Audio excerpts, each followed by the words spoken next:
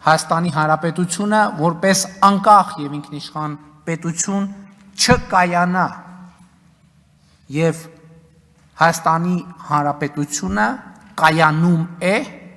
եւ Հայաստանի Հանրապետության ապագայի նկատմամբ ես եւ մենք բոլորս առնվազն ես, որովհետեւ բոլորի հետ չեմ խոսել, դրա համար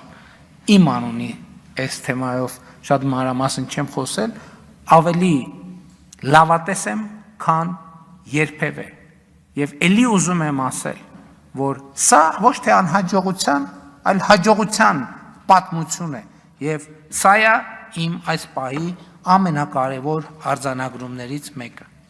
Այստեղ շատ խոսում են, գիտեք, մենք էլ երբեմն տրվում ենք ընդդիմության նետած ձևակերպումներից։ Այստեղ խոսում են, որ Հայաստանի մեր վրայով բալիստիկ հրթիռներ են թռնում, մենք էլ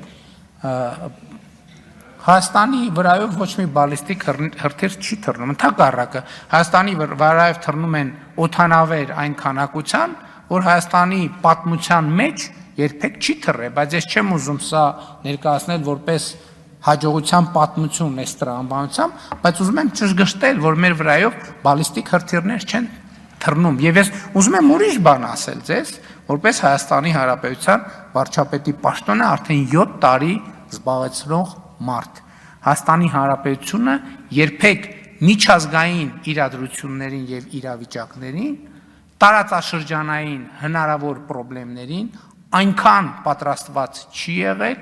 ինչքան պատրաստված է այսօր։ Եվ դրա ամենակարևոր արտահայտությունը այն արտաքին հարաբերություններն են բալանսավորված եւ բալանսավորման արտաքին քաղաքականության արդյունքում, որը մենք ունենք։ Այո, խաղաղության գործընթացի դինամիկան է Ադրբեջանի հետ, այո, Թուրքիայի հետ ակտիվ երկխոսության գործընթացն է,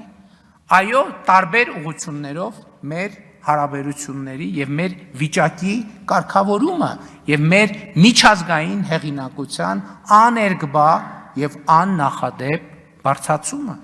Էլ եմ ասում, մենք շատ պարզ ենք նայում դրան, որովհետեւ արդեն դրանք իրողություններ են։ 2026 թվականին Հայաստանը հյուրընկալելու է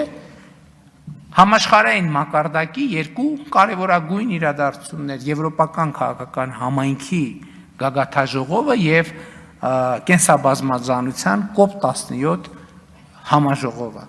Սրանք պատահական չեն եւ սրանք հաջողության պատմության ֆիզիկական արտահայտություններն են։